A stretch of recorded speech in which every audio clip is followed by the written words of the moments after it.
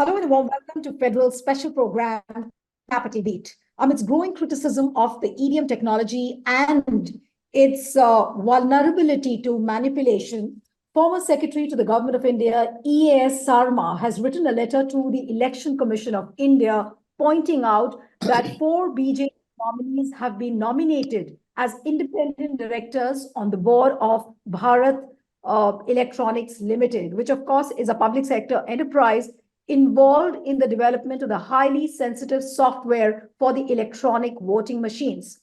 In the same letter, Mr. Sarma has written that this implies that BJP as a political party has a role in running the affairs of BEL, that is Bharat Electronics Limited, which leads one to infer that apparently BJP office bearers are supervising BEL. Now, the million-dollar question is that can BJP office bearers run the affairs of Bharat Electronics Limited? I'm joined by Mr. Sarma himself. So thank you so much for speaking to the Federal and welcome on the program. And my first question to you really, sir, is that this is, of course, not the first time that you have written to the Election Commission. When was the last time when you wrote to them? Several months ago, actually. Several months ago, I don't remember the exact date. But at that time, I mentioned not only Bharat Electronics Limited, but also Electronics Corporation of India Limited, saying that I saw some names which could represent the BJP as a political party.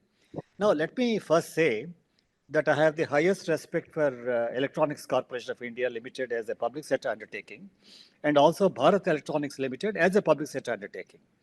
And they're excellent public sector undertakings, companies. Now, the second thing is, this is not the first time that political nominees have been co-opted on the boards of some of these public sector undertakings. The UPA government did it, and then the present NDA government has done it. There are very clear instructions of the Department of Public Enterprises that normally when you nominate directors, they should be professional and they should not have any affiliations with political parties. Now, UPA time, they did violate that particular those guidelines, and now the present government has done it on a very large scale across the board on many public sector undertakings. But what really worried me is that the timing and the exact public sector undertaking which is there, which is entrusted with the manufacture and supply of electronic voting machines, which is privy to the source code, which is supposed to be secret. And when civil society organizations wanted this particular source code to be independently audited, they refused. They went to the Supreme Court. The Supreme Court did not allow their petitions. So there is already a lot of, the number of doubts expressed on EVM technology. As far as I'm concerned, I have been examining this EVM technology for a very long time. Not now, almost about 15 years. Now, any technology, I'm a scientist by profession. I'm a physicist. Now, any technology, if you say it's foolproof, 100% proof, it is wrong. There is always a probability of 99%, 98%. That means about 2%, always, it is not foolproof. And in the particular case of electronic voting machines, there is a very big weakness. That is, in the olden days, I conducted elections in Andhra Pradesh several times. So we used to mix all the votes of the ballot paper. In those days, we used to have only ballot paper. In a constituency, you take all the booths and mix them so that you don't know which ballot paper has come from which booth. It is very important. Otherwise, the political parties identify the groups, communities, because booths represent some communities. So normally you should, for the sake of secrecy, you should mix it. Unfortunately, the electronic voting machine as it is used today and as admitted by the Election Commission, it doesn't have that facility. See, unless you use an equipment known as a totalizer along with EVM, you cannot mix. Right. So they're not using it. So to that extent, in my view, the secrecy part of it is violated. Anyway, so, and there are doubts expressed on the vulnerability of EVMs to hacking, external manipulation. When such doubts are expressed, the government, the Election Commission of India should be extra careful. Now, I was surprised that Election Commission should refuse to meet representatives of opposition political parties who wanted to explain. They refused to meet them. Now, I'm really surprised that the 3 election commissioners sitting there, they're literally treating EVMs as a god. I mentioned in my letter, they're deifying these electronic voting machines as though very sacred. So that is unfortunate. Now, the second thing is when such doubts are expressed, the Election Commission should have looked at BEL and Electronics Corporation of India, their boards, how they are managed. And especially when a person like me brought it to their notice several months ago, they should have acted. They never even bothered to reply my letter. They didn't even place my letter But on the why do you think? But Mr. Sarma, do you believe that Election Commission has something to hide? And of course, now that you're saying that you send them a letter earlier as well, and they have not acted, does Election Commission really stand exposed at this point of time? Because it's like a conflict of interest to which they have not taken interest at all. Yeah. In fact, this conflict of interest is very, very important. It's not only you are credible, but also you appear to be credible. That is very important. Now, in this case, the very fact that the Election Commission of India did not respond to my earlier letter, where I mentioned both Electronics Corporation of India and BEL, they did not respond for months. The inference I draw as a reasonable person is that Election Commission of India, either they are blissfully ignorant of what is happening or deliberately, trying to be inactive because probably they're afraid of the government. They don't want to take an action. Now, Election Commission of India has got ample authority under Article 324 of the Constitution to issue a direction. But the fact that they have not done it, I draw the inference that I think they are certainly, they are actually, the line between the Election Commission and Government of India seems to be getting blurred. Right. But sir, you also said that, there is a possibility that they're ignorant. Do you think that that can be a possibility that Bharat Electronics Limited, which is manufacturing EVMs and also looking into the development of the software, they would not know that on the board of the directors, there are BJP nominees? What can they do? It's highly difficult and unlikely to believe also. No, what can they do? You see, as a public sector undertaking, they're totally under the control of the government. See, government has to maintain certain amount of distance from a public sector undertaking. Unfortunately, all governments have reduced the distance. They have blurred the line. So, Bharat Electronics has got very good engineers, very good scientists. They're excellent personnel, highly skilled, highly respected. But what can they do? They're helpless. You can't blame them. Similarly, Electronics Corporation is a pioneering institution.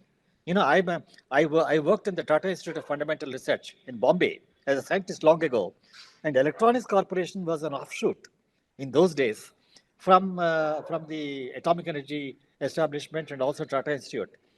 Dr. A.S. Rao actually who set up this, and that was a pioneering institution. It triggered electronic revolution in India. So they are all highly respectable institutions, but you can't blame them. See, when the board itself is loaded with nominees, what can they? They can't protest. There is no way that they can. Mr. Sarma, I have another question. Mr. Sarma, I have another question that during the UPA years also, was BEL, having these kind of political nominees on their board of directors? Or is it only this government which has appointed nominees? No, I must admit, I do not know because at that time, UPA government, whether BEL was loaded with their own nominees, I am not very sure. I am not verified because I don't have any data. This also by chance. By chance, I was scanning all the PSCs. Generally, we got a civil society commission known as People's Commission on Public Sector Undertakings. So in that connection, I was scanning all the PSCs, and then I came across this. And surprisingly, one of the directors in the background itself they mentioned that he's a BJP local office bearer in Gujarat. I mean, the background itself they mentioned it. When you click that on BEL website. So I was really surprised. So, but one thing is a fact that all political parties, including UPA, the previous governments, they're all loading these public sector undertakings, public sector banks with the nominees, which is not good. Unfortunately, it's a bad practice. But BEL is special. But do you think BEL and DCIL are very special? No, but BEL's credibility, is that not under question as well, along with the credibility of the Election Commission? See, BEL it's a CPSC, it's a public sector undertaking with a high credibility. But the fact that the board, top management, there are 4 independent directors. So independent director has got a special role under the Companies Act. Under the Companies Act, independent directors have a very important say in the management of the company. So for the sake of optics, for the sake of avoiding conflict of interest, any sensible government, any political executive would have avoided that. Now, Election Commission, being an overall monitoring authority, they ought to have looked at this. I don't know, I'm surprised. Only civil society, they depend on the civil society, but then they don't listen to the civil society. Election Right. Commission. No, but now that the civil society has pointed this out, and if the election commission still doesn't act on what you have just pointed out, what does it really go to show? Has election commission compromised? Are they scared? Or what does one make of that? No, in the past, in Gujarat elections, Karnataka elections, I registered complaints of model code of conduct violation by very senior public functionaries. Election Commission did not act. I asked them, please keep it on the website and say what you have done. You pass an order, and you pass an order, and that order must be available to the people. Under Article 19 of the Constitution, the people of this country are entitled to know how the government is functioning. But when Election Commission refuses to do that, I mentioned Right to Information Act. I said under that you are supposed to, but they have not done it. So I really, feel it's unfortunate that Election Commission should function transparently, and they should not, close doors to civil society. People should not see what is happening. The Election Commission has got 3 election commissioners. Now they have meetings. Their proceedings, what they discussed should be in the public domain. They don't do it. And one of the former election commissioners said, "Look, there is a dissent note from me. Even that also should be kept in the minutes." They refused, and that gentleman left the election commission at that time. So this shows that all is not well. And added to all this, compounding this entire thing, the Supreme Court of India recently said that the selection process for election commissioners is defective. So they suggested that the Chief Justice of India should be a member, Prime Minister, and the leader of opposition. And how did the government respond? They introduced a bill where they removed the Chief Justice of India. So I protested. I wrote to the President of India saying that this is not on and she should not give assent to that bill. Unfortunately, that bill has now become an act. And I think now that is challenged in the Supreme Court. No, but Mr. When the Sarma, selection process itself is in doubt. right. No, Mr. Sarma, on one hand, while it's quite laudable with the way people like you have taken up the cudgels, for a cause like this, but in the face of a brazen government, which is not ready to listen, the government is full of institutions which have almost become still. What does one do? What is the way out? And of course, the narrative around the EVMs manipulation is also, sounds like a very academic discussion at the moment, because the political parties also refrain from taking it up full throttle. I personally believe, and in Visakhapatnam, where I've stationed myself, I work with the people, the slums, the tribals, and all that. And I sit with them and then bring in changes. I call them Praja Manifesto, where they question candidates who come to them and all that. And it's an interesting program. Now, this particular thing, I wrote this letter to Election Commission of India. If they have not replied, but still, people like you and many other channels have taken it up. If there is a discussion among the public, and if people start thinking about this, that will wake up the political parties. See, political parties are, after all, a part of the system. So when ultimately it's people's pressure which will make opposition political parties also to wake up. They ought to have questioned this. I need not. Every political party should have questioned it. I don't know why they were silent. So I'm happy that one of the political parties has now taken it up. I saw on the TV just now. So ultimately, there's a process of triggering discussion and debate in the civil society. And Right. that is how political changes take place. And I can tell you, if any political party thinks that I can be brazen and I can ignore the people, I need not be accountable, I can tell you that political party is grossly mistaken. And I can give you one example. I don't want to criticize anybody here, but I can tell you Dr. Manmohan Singh, when he was Prime Minister of India, I wrote a letter to him saying, please declare your assets, Mr. Dr. Manmohan Singh, so that I can ask others, the cabinet ministers and chief ministers, to declare their assets likewise. He didn't reply. He didn't reply. So second letter when I wrote, and I said, look, Dr. Manmohan Singh, you think you are not accountable to the public. Should I circulate this particular first letter to the press and everybody and say Dr. Manmohan Singh thinks that he need not be accountable? Dr. Manmohan Singh, being a perfect gentleman he telephoned me in Visakhapatnam, a retired person. And he said, look, Sharma, I'm declaring my assets and I'm asking my ministers. No, I was amazed, Here is a person who responded. He's sensitive to people writing to him. And he has got a lot of self-respect. So he responded. And so that is the kind of people we had. I worked with several prime ministers. I worked with several chief ministers. Now, my point is, in any democracy, as Thomas Jefferson, one of the authors of the American Constitution, he said, when a government is afraid of the people, then that is democracy. When people are afraid of a government, that is dictatorship. But do you think that the present, Mrs. Sarma, Mr. Sarma, do you think that the present government is really afraid of the people? Are they scared of the people? No, when people are afraid of a government, it is dictatorship. When a government is afraid of the people, after all, Dr. Manmohan Singh, why should he you put it, when a government is afraid of the people, then that is real democracy. So here, I think no political party in this country can assume that they will not be accountable to the people and get away with it. I think they're mistaken, grossly mistaken. People's pressure, people's power. No, but why? Right.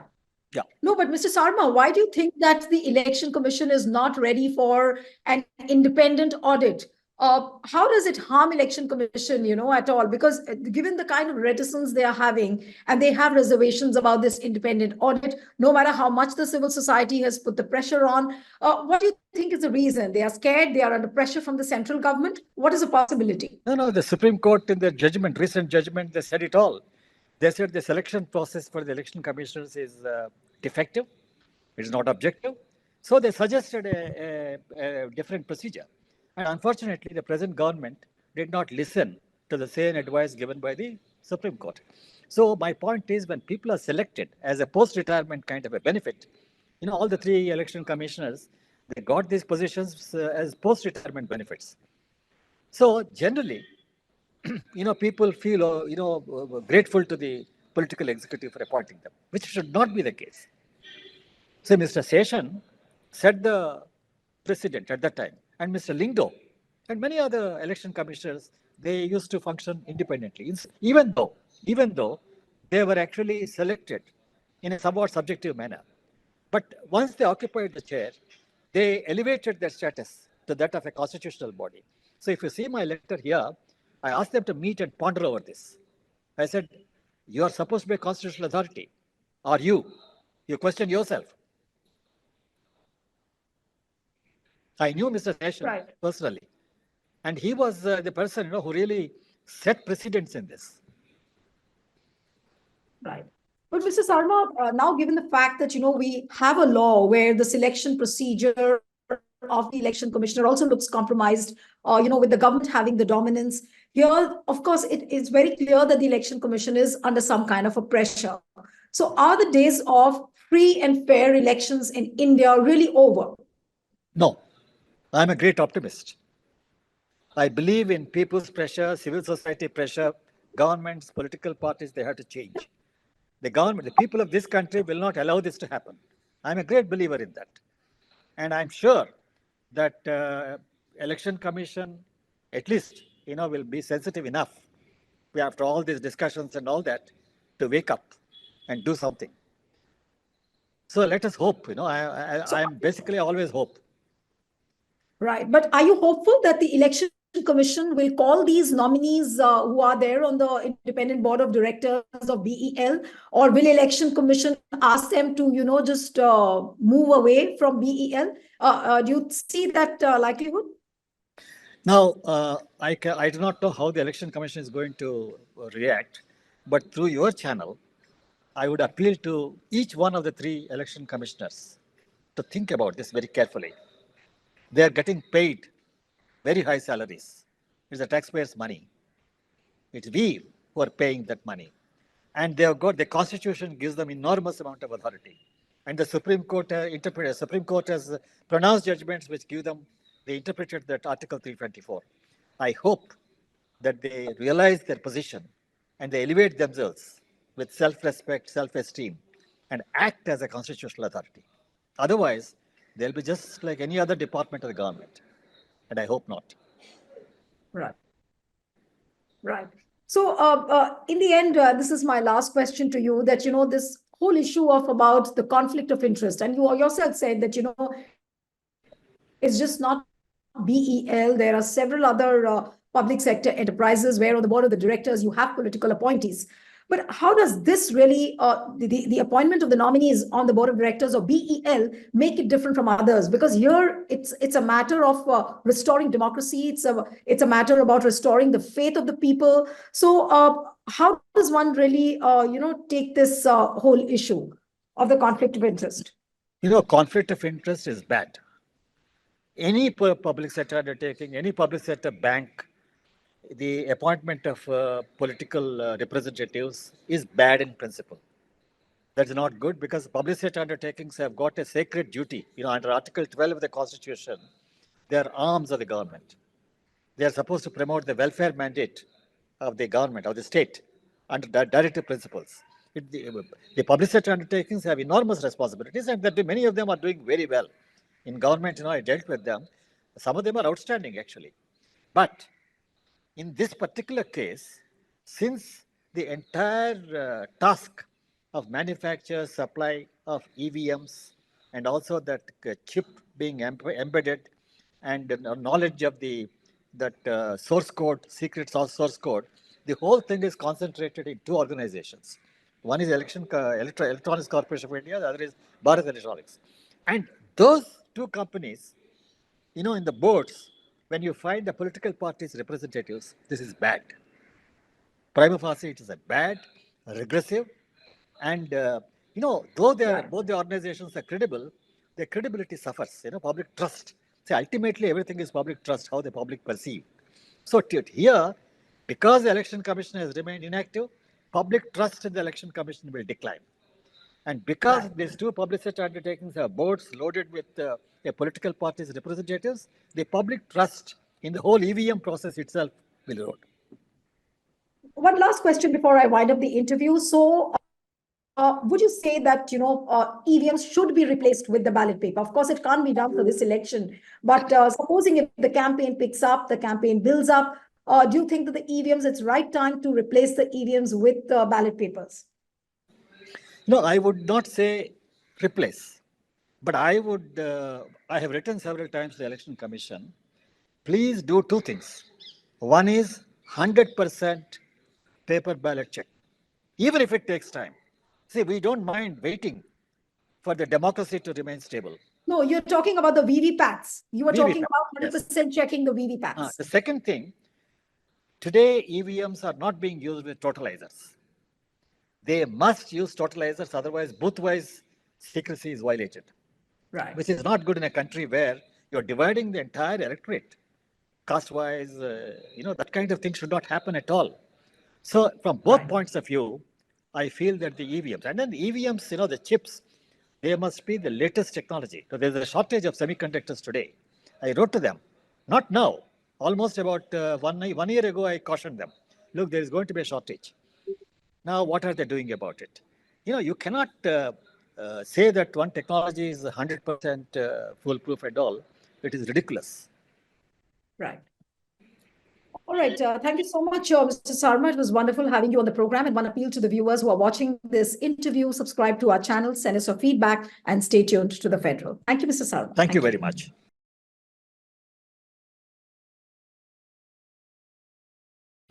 Subscribe to The Federal's YouTube page for more news and updates.